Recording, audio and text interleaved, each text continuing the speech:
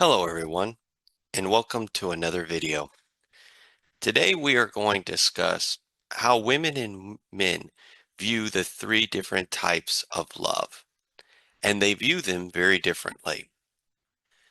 Now, if any of y'all remember from maybe a class that you took in high school, whether you were at church, whether you were in counseling, marriage counseling, you learned that there are three different types of love.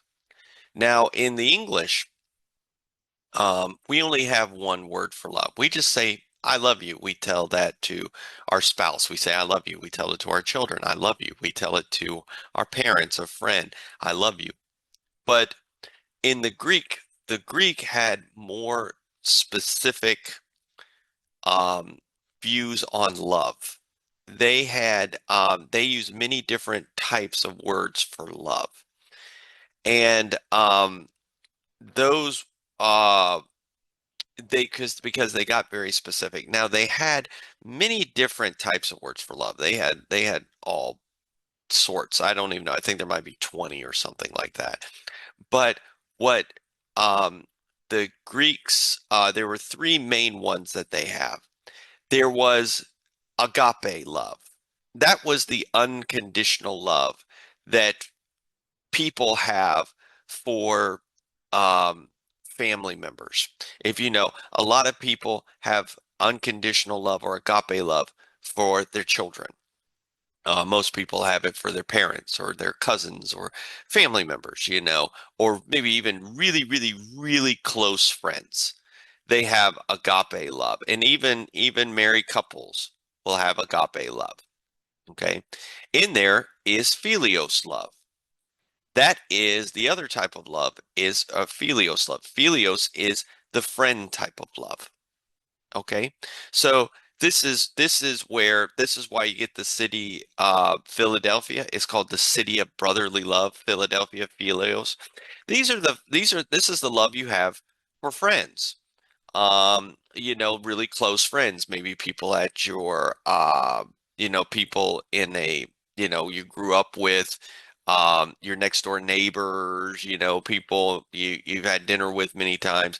These are these are your guys, your guy friends, your girlfriends, these are the kind of, the guys go all hang out, at the golf course. That's what you have. You have Philios love for them. And then there's Eros love. Eros love is the love between a man and a woman. Okay. Eros is where we get the word erotic. Some of y'all remember Cupid. Cupid's name in Greek is actually Eros. Cupid is the Latin word for it. But that's where we get erotic love. Okay. Now, what I'm going to talk about is this is men do not, they cannot separate all three loves. Okay. They cannot separate all three loves when it comes to their wife. Now, I will say they do separate the loves. Um, so like for example, if a man has got a good friend, okay, very good friend he grew up with, he has agape and philios love for that man. Okay. He's got agape and philios love for his children. He's got agape and philios love for his parents. These are in under normal circumstances. Now I want to make that clear. If a if if a husband, or I mean a guy has abusive parents, or something, he may not be in, very much love them, or have friendly love towards them, or agape love. But this is typical of what men do. When men, you can see this. This is where we get the loyalty that comes out in us. When we pick teams, you know, we're, like if let's just say we pick a football team like the Chicago Bears, we are ride or die with that team. We pick that team. We've got like we've got agape and filial stuff. We never leave that team. we view love in that way.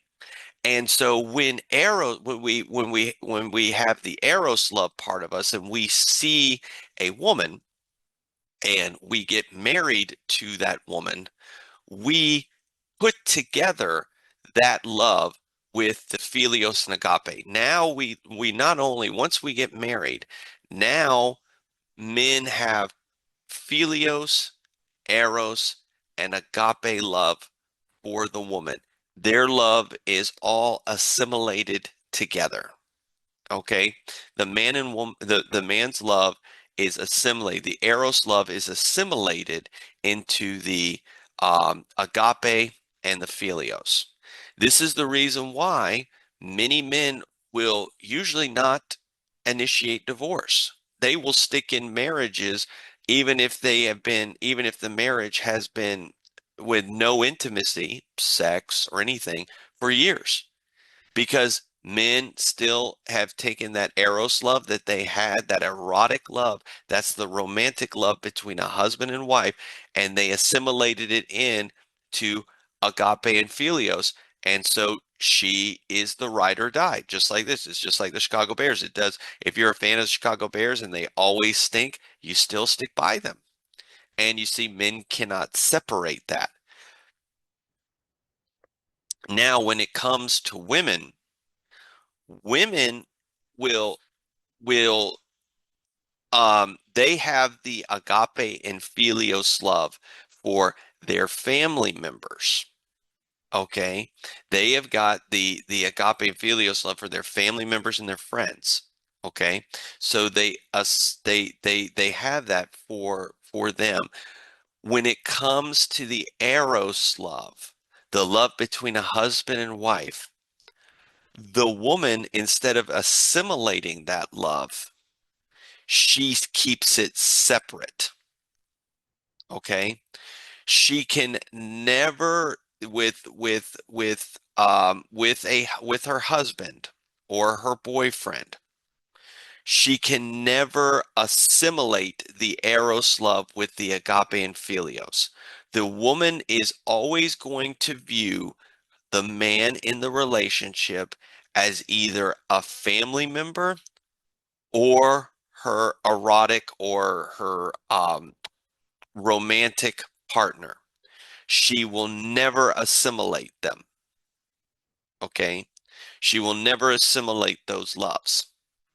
That's the reason why it confuses men so much when a woman says, I love you, but I'm not in love with you.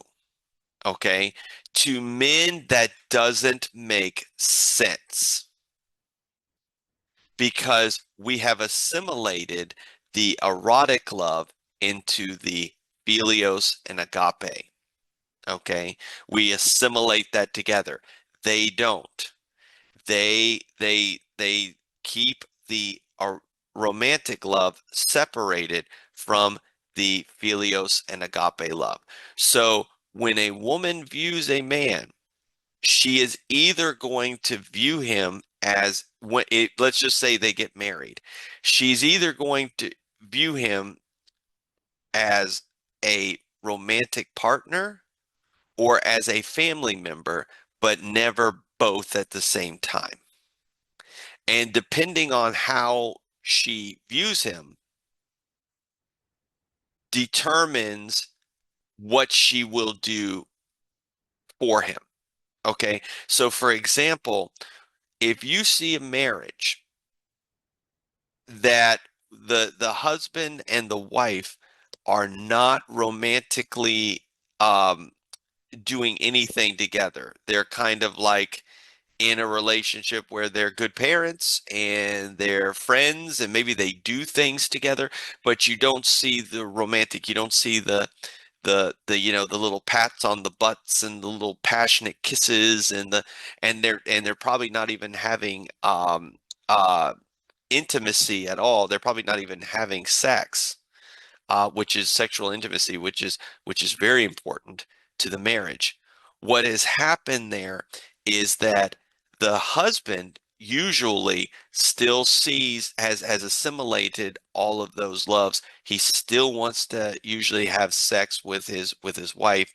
He still views her as one of his best friends. He still has an unconditional love for him.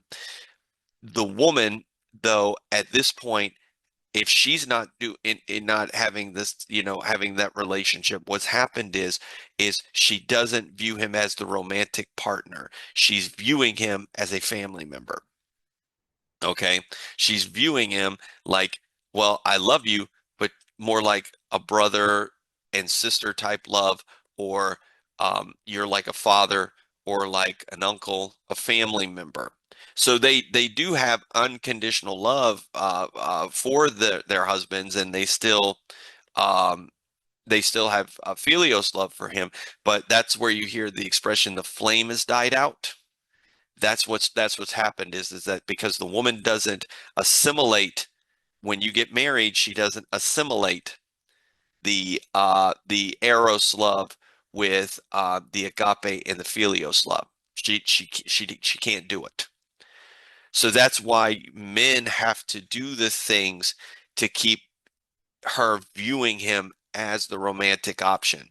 That's why they talk about, in marriage counseling, they talk about take your wife on date nights. Take her on surprise trips. um be a little bit adventurous, or you hear it, you need to be the men need to be more of leaders. The men need to be doing more masculine things like um like uh lifting weights or fixing things around the house or leading in the relationship, or these sorts of things. That is to get the woman to view him, um, not as a not just as a family member, but as the romantic partner. If you don't do that, the woman is just going to kind of um move you towards that. That's why that's what they call the friend zone.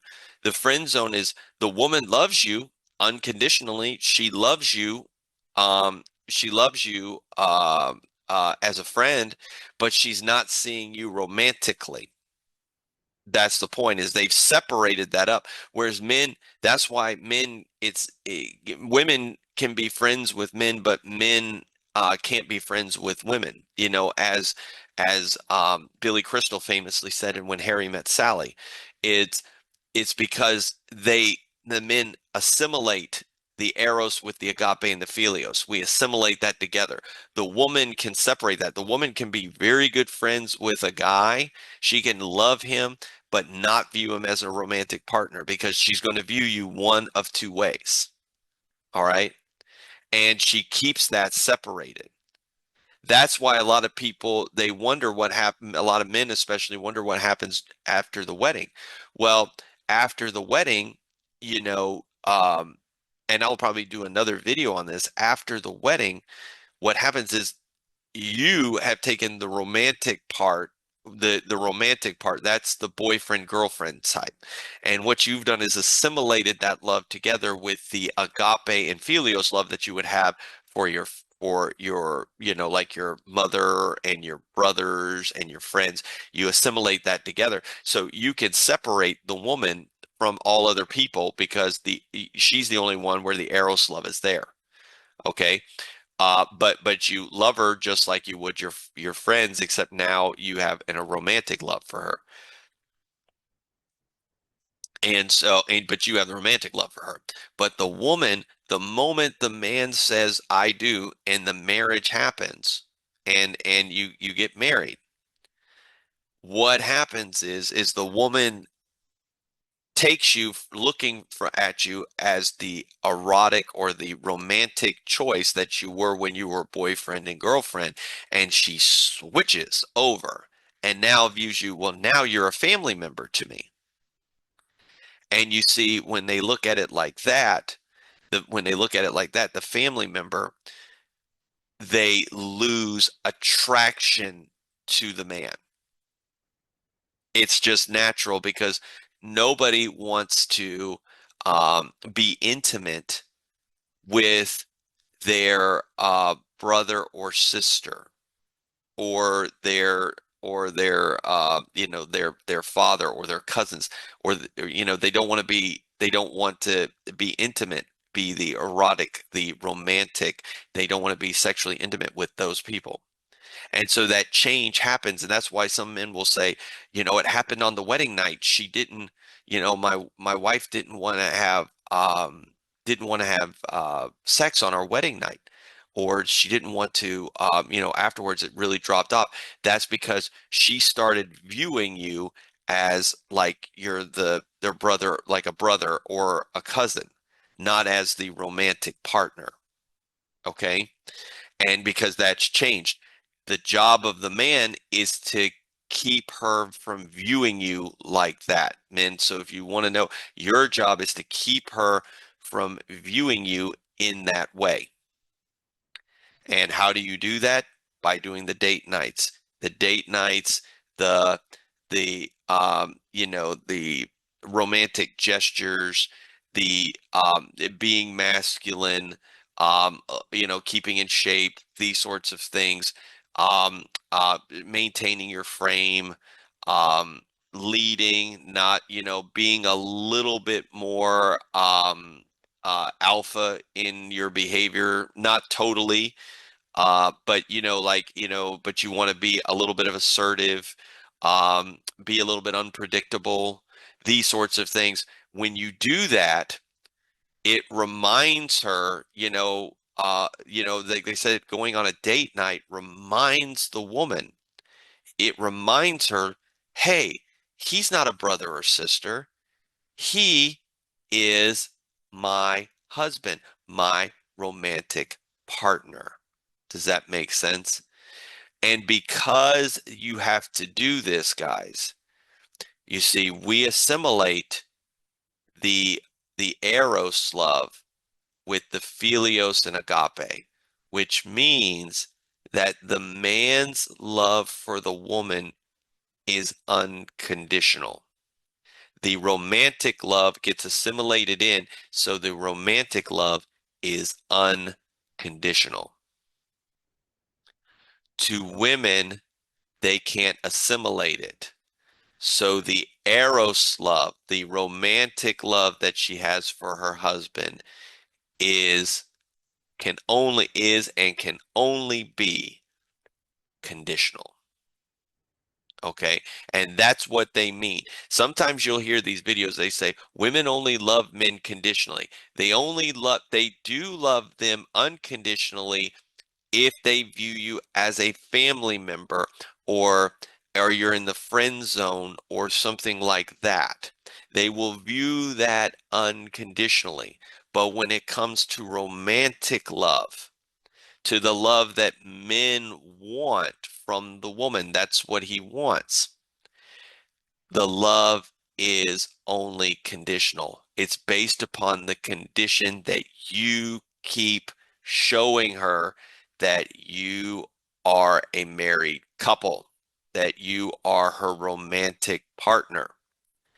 If you just fall into the trap of going through the motions, men, going to work, coming home, doing the laundry, talking about soccer practice and work, and there's nothing there, and you're just a couch potato, and you're kind of not, you're letting her lead things, and you're doing all of these kind of things that are the masculine frame is being shared. Maybe you're 50% masculine in your masculine frame, and she is 50%, and you're 50% in her frame.